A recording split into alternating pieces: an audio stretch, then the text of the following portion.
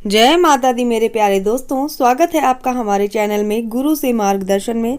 दोस्तों, महाशिवरात्रि 2024 जैसे कि आने वाली है। महाशिवरात्रि का महापर्व आने वाला है और हर जगह इस पर्व को लोग बेसब्री से इंतजार करते हैं कि महाशिवरात्रि पर शिवलिंग पूजन का भी बहुत ज़्यादा विशेष महत्व होता है। इस दिन शिवलिंग पर कुछ चीज़ें अर्पित करने से आपकी किस्मत, आपका भाग्य बदल सकता है।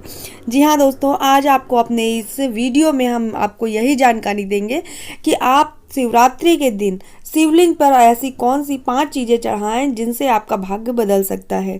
दोस्तों, कुछ चीज़ें ऐसी हैं जो भोलेनाथ को अर्पित करेंगे तो बहुत ज़्यादा खुश हो जाते हैं, प्रसन्न होकर वह अपने भक्तों की सारी मनोकामनाओं को पूरा कर देते हैं। भोलेनाथ बहुत भोले होते हैं, वह आपकी सभी मनोकामना पूरी करेंगे। तो उसके लिए आपको शिवलिंग पर 5 चीज़ें यह जरूर अर्पित करना है महाशिवरात्रि के दिन। तो दोस्तों, आइए जानते हैं कि कौन सी ऐसी चीज़ें हैं। देखिए दोस्तों, हिंदू पंचांग के अनुसार प्रत्येक वर्ष फागुन मास की त्रयोदशी तिथि को महाशिवरात्रि का पर्व मनाया जाता है। धार्मिक मान्यताओं के अनुसार इस दिन भगवान शिव और माता पार्वती का शुभ विवाह हुआ था।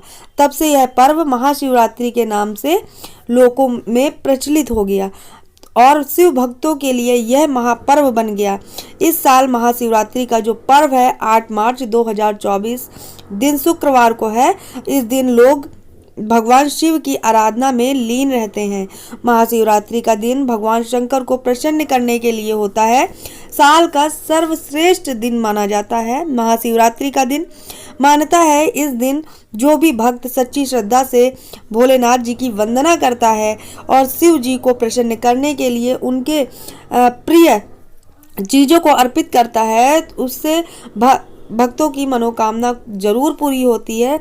भोले बाबा बहुत भोले हैं, इसलिए वह बहुत जल्द से जल्द प्रसन्न हो जाते हैं और अपने भक्त की मनोकामना को पूर्ण कर देते हैं। अगर आप महाशिवरात्रि के दिन भगवान शिव की कृपा पाना चाहते हैं, अपनी किस्मत को बदलना चाहते हैं, तो इस दिन शिवलिंग की पूजा करना बहुत ज़्यादा उत्तम होता है। इसी के साथ अगर आप महाशिवरात्रि वाले दिन शिवलिंग पर भोलेनाथ की प्रिय चीज़ों को अर्पित करेंगे तो आपकी सारी मनोकामना महादेव हमारे पूर्ण कर देंगे। तो चलिए दोस्तों, बताते हैं आपको कि ऐसी कौन सी चीज़ें हैं जो आपको शिवरात्रि वाले दिन शिवलिंग पर अर्पित करना है। तो दोस्तों, सबसे पहली चीज तो है, भक्तों का मानना यह है कि धतूरा चढ़ाने से भगवान शिव प्रसन्न होते हैं। दोस्तों, क्या वाकई में ऐसा है? तो दोस्तों, हमारे पौराणिक कथाओं के अनुसार गर्मी को शांत करने के लिए देवताओं ने भगवान शिव पर धतूरा चढ़ाया था, जिससे भगवान शिव होश में आए और उनके सिर से सारा विष निकल गया। तब से ही भगवान शिव की पूजा में धतूरा चढ़ाया जाने लगा। वहीं शिवरात्रि के शुभ अवसर पर धतूरा चढ़ाना बहुत ज़्यादा शुभ माना जाता है, शुभ माना जाता है। माना जाता है कि भोले बाबा इससे प्रसन्न होंगे और वह हमारी मनोकामना को पूर्ण कर देंगे। तो दोस्तों, शिव जी को आप धतूरा चढ़ाइए, उससे भी वह प्रसन्न हो जाते हैं। अब दोस्तों, बात कर लेते हैं, सभी भक्त भगवान शिव को प्रसन्न करने के लिए शिवलिंग पर अलग अलग चीज़ें जैसे कि दूध, दही, भांग, धतूरा आदि चढ़ाते हैं। वहीं शिवलिंग पर शहद चढ़ाने का भी अपना एक अलग महत्व है। जो कोई भी सच्चे मन से भगवान शिव को याद करते हुए शिवलिंग पर शहद चाहता है, भगवान शिव उससे प्रसन्न होकर सौंदर्य और मीठी वाणी का आशीर्वाद देते हैं। ये याद रखिए। तो शिवलिंग पर आपको शहद जरूर चढ़ाना है ताकि आपकी वाणी मीठी हो और आप सौंदर्य हर तरह से, मन से, तन से, हर तरह से आप सुंदरता आपके ऊपर हावी हो जाए। तो दोस्तों, आप भगवान शिव पर शहद जरूर चढ़ाइए ताकि आप भी मीठे बन जाएं। दोस्तों, अब अगला पॉइंट है बेलपत्र। बेलपत्र में भगवान शिव और माता पार्वती और माँ लक्ष्मी समेत कई देवी देवताओं का वास होता है। माना जाता है कि बेलपत्र के 3 जुड़े हुए पत्तों को शिवलिंग पर चढ़ाने से भगवान शिव को ठंडक मिलती है। इसके साथ ही भगवान शिव प्रसन्न होकर भक्तों को असीम कृपा बरसाते हैं। बेलपत्र के इन 3 जुड़े हुए पत्तों को त्रिदेव कहा जाता है, जो महादेव को त्रिशूल पर प्रतिनिधित्व करते हैं, यानी कि उनका त्रिशूल जैसे होता है उसी तरह यह भी है बेलपत्र, इसलिए इसको चढ़ाने से भी भगवान शिव प्रसन्न हो जाते हैं। अब अगला पॉइंट है कि समी का पौधा। तो समी का पौधा अक्सर शनि देव शनि दोष से मुक्ति पाने के लिए घर में आंगन में लगाया जाता है या फिर शनि देव को चढ़ाया भी जाता है। तो दोस्तों आपको बता दें कि इसे चढ़ाने से शनि देव के साथ साथ भगवान शिव भी प्रसन्न होते हैं। जो भी भक्त शिवलिंग पर शमी का पत्ता चढ़ाता है, भगवान शिव उससे प्रसन्न होकर उस पर कृपा बरसाते हैं, साथ ही उसकी सारी मनोकामनाओं को पूर्ण भी करते हैं। अब दोस्तों अगला पॉइंट है कि भगवान शिव को लाल केसर चढ़ाया जाता है, क्योंकि यह भक्तों की भक्ति और आत्मा की शुद्धता का प्रतीक होता है। लाल केसर का रंग उनकी अनंत शक्तियों और दया को दर्शाता है।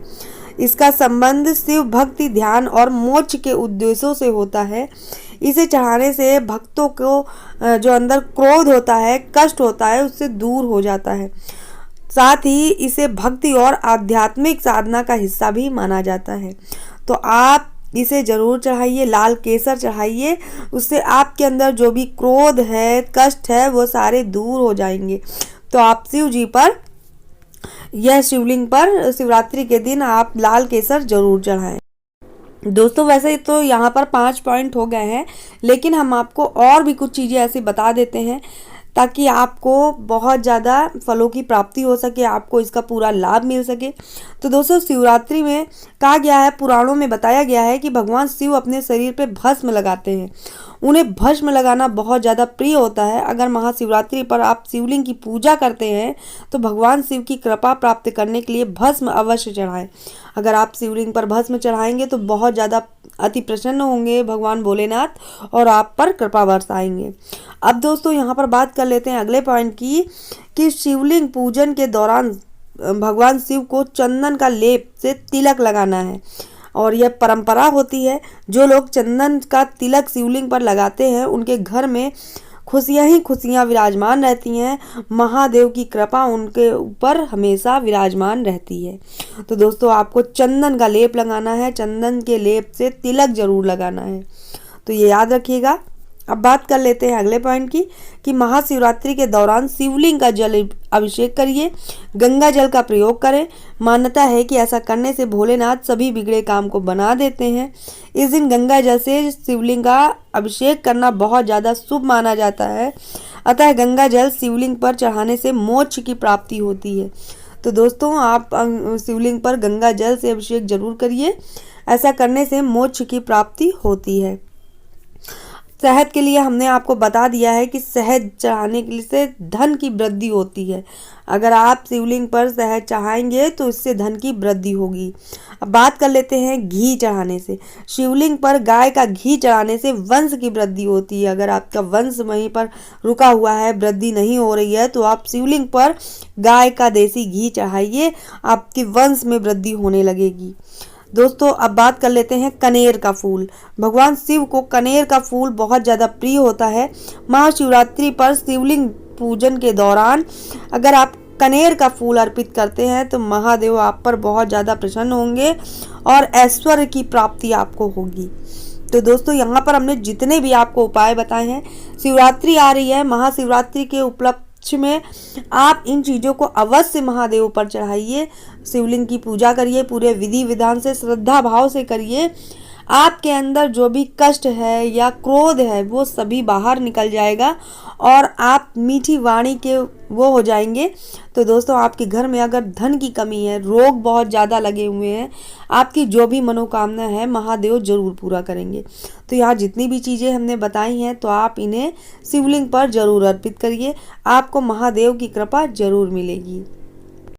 तो दोस्तों आपको ये जानकारी बेहद ही खास लगी होगी और समझ में भी आ गई होगी कि ये जानकारी आपके लिए कितनी खास है। दोस्तों महाशिवरात्रि आ रही है, लोग बहुत सारे विधि विधान से पूजा करते हैं, अर्चना करते हैं कि भोले बाबा उन पर प्रसन्न हो जाए और उनकी मनोकामना को पूर्ण कर दें, उनके कष्ट को हर ले। तो जरूर इस शिवरात्रि आप शिवलिंग पर इन चीज़ों को चढ़ाइए, सच्चे मन से उनकी पूजा अर्चना करिए और भोलेनाथ आपकी जरूर सुनेंगे। तो दोस्तों अगर ये जानकारी आपको पसंद आई हो तो अपने रिश्तेदारों में, फ्रेंडों में ज़रूर शेयर कर दीजिएगा। हमारे चैनल को सब्सक्राइब करना ना भूलें। ज़्यादा से ज़्यादा लोगों में इसे शेयर भी कर दीजिएगा ताकि सभी तक ये जानकारी पहुंच सके। दोस्तों वीडियो पसंद आई हो तो फिर से बोलती हूँ कि इसे सब्सक्राइब कर लीजिएगा।